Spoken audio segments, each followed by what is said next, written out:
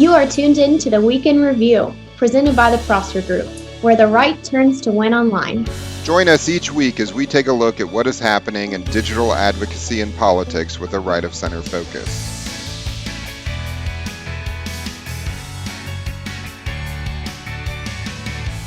What a week. Welcome back to the Prosper Group Week in Review. Each week, we cover politics and digital from right of center for campaign professionals, political insiders, elected officials, and candidates for office. From the Prosper Group, I'm your host, Dan Huber. On today's show, we'll talk about competitor emails, campaign branding, and your weekly social conversation update using social listening from the Prosper Group. All right, this week we're going to start as we normally do with the weekly digital tip. Last week we talked about setting up news alerts. This week we're going to talk about subscribing to competitor email lists. It's pretty straightforward and simple, some low-hanging fruit for your campaign, but stay on top of and see what your competition's saying. It's a best practice that I would encourage you to do. Simply go out, go to their website or whatever it is and sign up for their email list. Very simple. Most websites, most campaigns will have a basic sign up. If your website doesn't have a basic sign up for your email address, I would certainly encourage you to do that as well. But a couple things here. I would probably recommend not using a campaign email address to sign up for someone else's campaign updates. If I saw that as a campaign manager, I'd probably blast those out of my system or suppress them. But what you can do, I'd use something like a Gmail or an Apple email address and just sign up, see what everybody's saying, and keep your ear to the ground. Very simple and straightforward. So next, we're going to discuss campaign branding. So I just want to go through this real quick. Your campaign branding is useful for, all sorts of things, but this will probably be particularly helpful for first-time candidates, even though the information here applies to all races. Your branding, it's important to your digital, but it's important to the entire campaign that you have. So it's something that ideally will have reflections in pretty much everything the campaign does, whether it's t-shirts, collateral, video, direct mail. Certainly campaigns will use it in their digital presence, but you really want to have a clear and consistent brand for your campaign. So there's a few things that you want to consider. Defining your brand is something you really want to do at the outset of your campaign, and you want to have it ready when you announce that you're running for office. You need to consider a few things. You want to think about what gives you credibility for your campaign, what differentiates your campaign. You should think about some questions about your district and the race you're running for in particular, and maybe even thinking about like the long-term path that you're hoping to follow.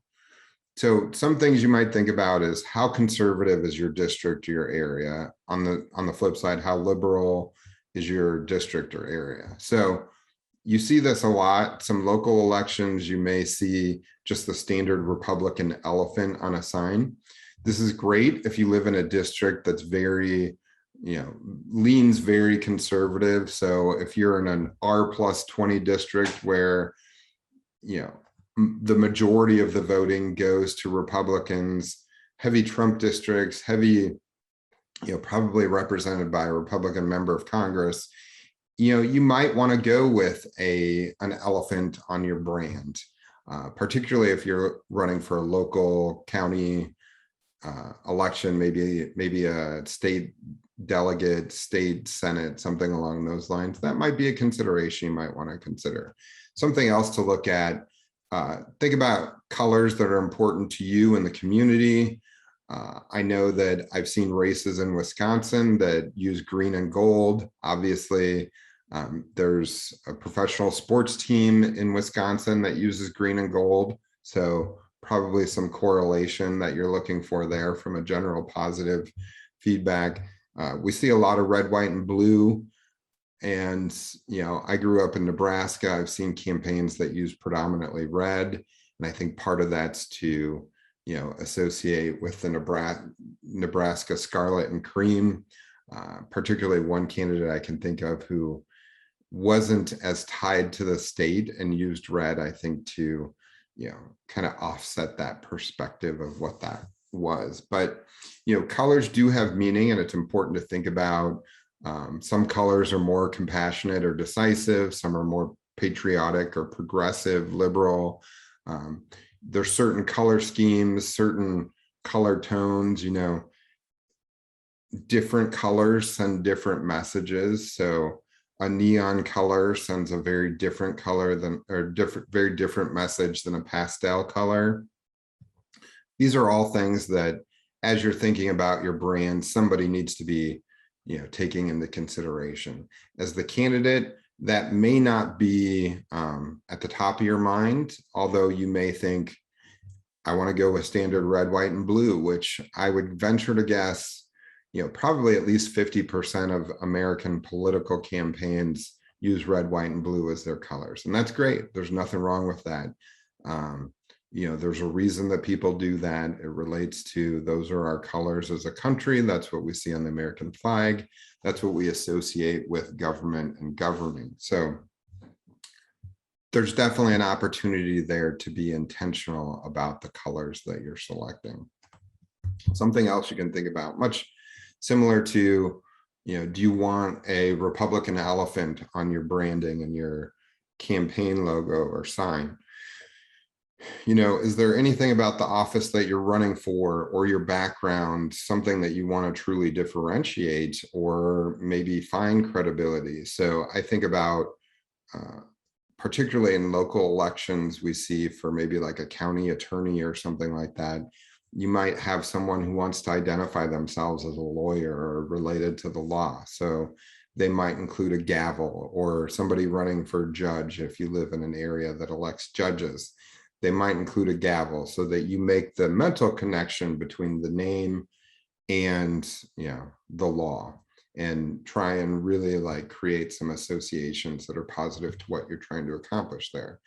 Some other things that you want to think about as you're thinking about your branding are how to refer to your campaign. So there's a couple of things to think about here. What sets you apart? So I'm probably going to a couple times refer in this conversation to Adrian Smith for Congress. So Adrian Smith was really the first campaign I worked on full time back in 2005, 2006, when he was running for Congress the first time. I really enjoyed working with Adrian, managed his campaign. He's a great member of Congress, and he's still serving today. And the branding that we established back in 2005 is still consistent with the branding he's using today. But, I think that, Smith obviously is a very average name. It's one that a lot of people have heard in this district in particular that he ran. There was Virginia Smith before him, not directly, but had established her name there. So it was a positive name to have, but it's also not the most differentiated name in the world. But Adrian is, and his website was joinadrian.com. So that helps differentiate that Adrian. That's one example. I also think about one of our clients that we like to talk about and we work with a lot is Elise Stefanik. And Elise, a lot of her branding for the campaign really focuses on her first name, Elise. She's established kind of a unique identity with that name. And it's something that she's used to really, differentiate her.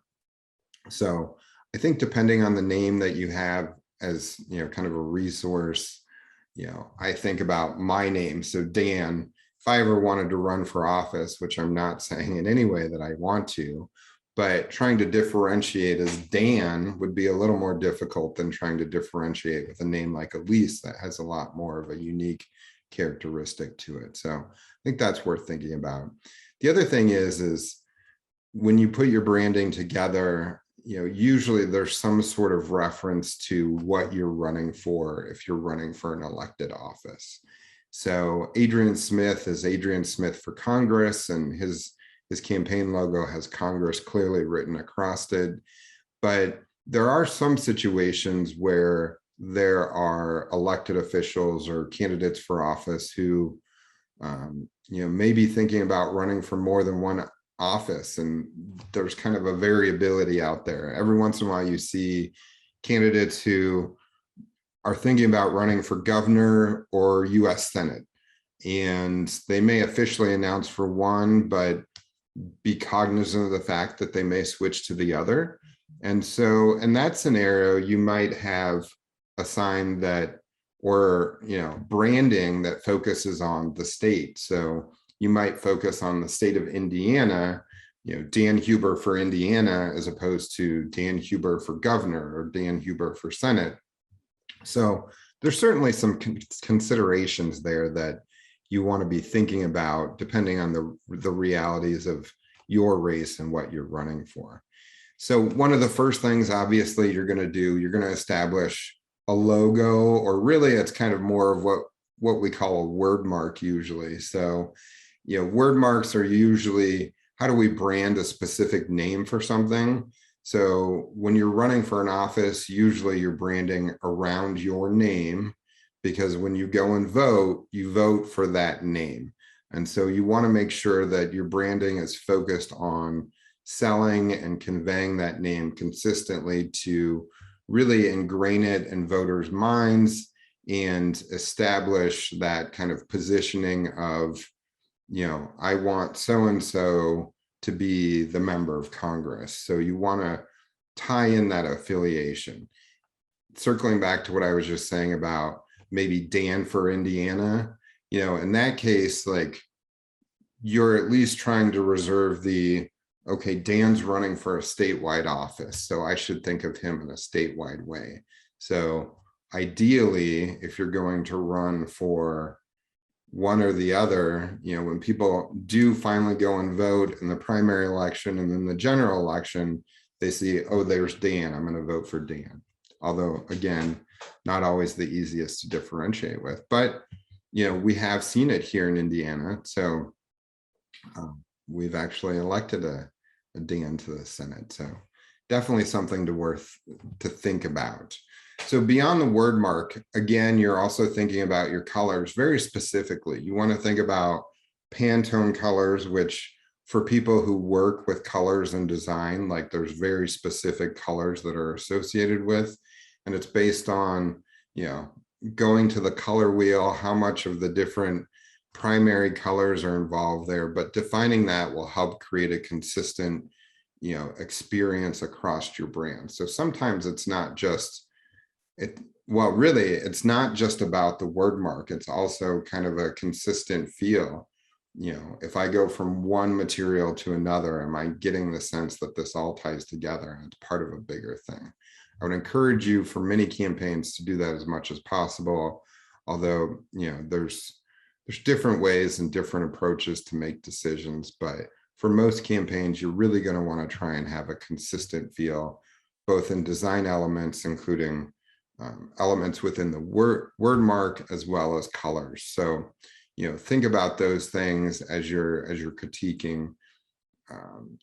Adrian Smith's campaign, if you look at joinadrian.com and look at his logo, you'll notice that the I in Smith is dotted with a star. That also is an intentional thing that gives differentiation, but again, gives that callback to the American flag and, that kind of patriotic feel. So I would just, encourage you to think about, what is it that you're trying to convey?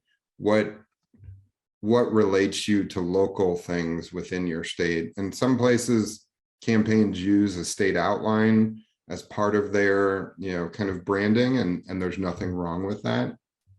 I think probably, some states lend themselves to that more than others. And in other states, maybe you incorporate the state seal. I know in Indiana, we see that frequently. We have kind of a torch and star approach that I think really lends itself to that, some of the state seals maybe don't, the most traditional seals. I think about Nebraska, for example. I think incorporating the complexity of a seal like that into your branding might be a bit of a challenge and be a little too complex. So there is a certain amount of wanting to keep it simple and concise in that process. So as you're doing this, and again, you really should tie down your branding before you really fully launch into a campaign. If you're in an exploratory phase, that's probably a good time to be putting together your branding approach. And, a few things to think about. Absolutely include your consultants in your branding. So when you kick off a campaign, hopefully you've identified a general consultant, or at least like someone with some political experience that can help in that decision-making process. Ideally, you'll have a digital vendor.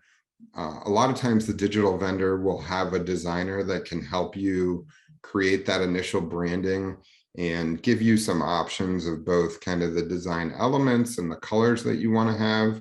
And you can have a few variations and really hone in on how you want the branding for your campaign to be. And definitely consider the insights on that, but also take into consideration the important details like characteristics of the office, how conservative, how liberal is the district, are there geographic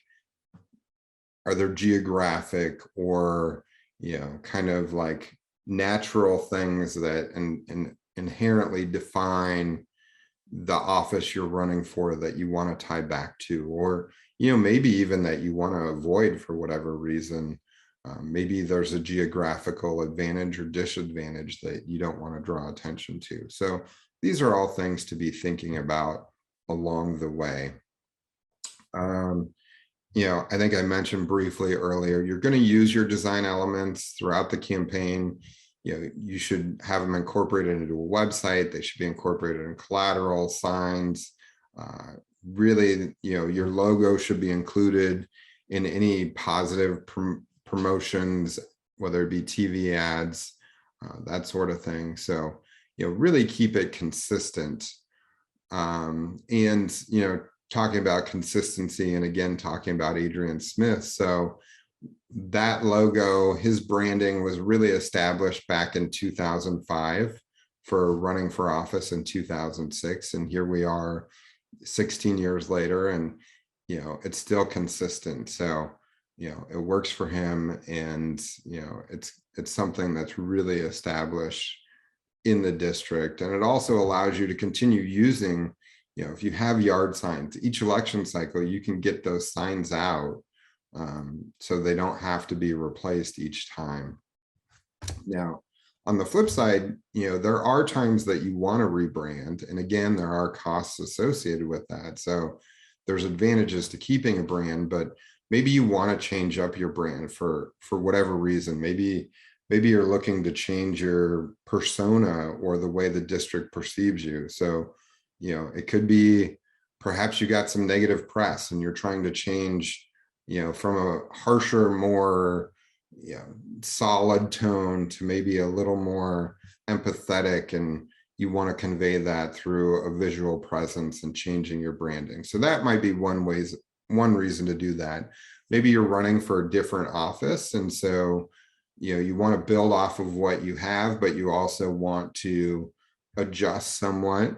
We see presidential campaigns often rebrand between the primary and the general. So, once they've secured a nomination, you'll see not just the addition usually of a vice presidential candidate, which usually goes into their branding, but, maybe they adjust the color somewhat. Not always, but, they think about like, how am I going to change my persona? And that does align with changes in political positions, that sort of thing. So definitely something to think about. When is the right time to rebrand if that's something you want to do? But I would be very intentional about why you would make a deliberate change to your overall branding. If it's not working, obviously you should consider realigning your branding. But if it is, you should have a good reason for making that change. So take the time to establish and be deliberate about your brand.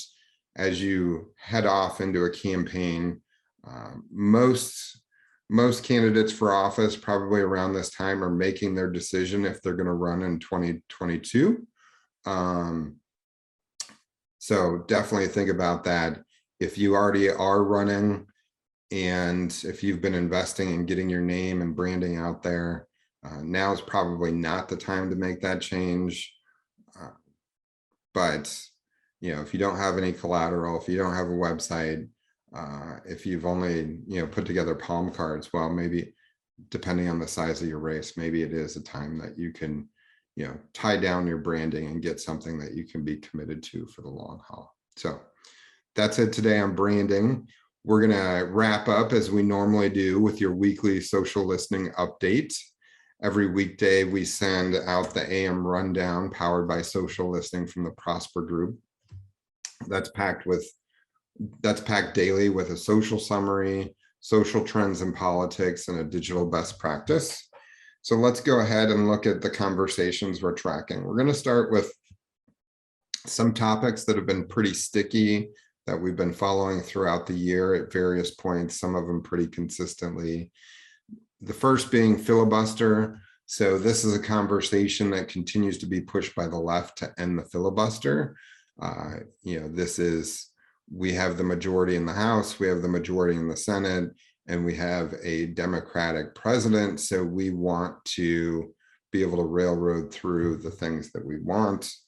And, there's certainly progressives or far liberals who are really pushing to end the filibuster so that they can have their way with legislation at the federal level. That's up 1% to about 152,000 tweets this past week. So, it's not a big change, but it's still a sizable amount of conversation that's going on there. The conversation around the border, we haven't talked about this for a few weeks, but it continues to be a hot topic, and I don't think it's going anywhere. So we're going to continue to follow this as one of our sticky topics. That conversation's up 55% this week over last week. And right now we're measuring about 35,000 tweets that have occurred related to the border conversation. We're continuing to follow gas prices. The week ending September 13th, the average price in the United States for gas was $3.16 per gallon. That's down 1.1 cents per gallon, but the conversation has gone down 18% this week also.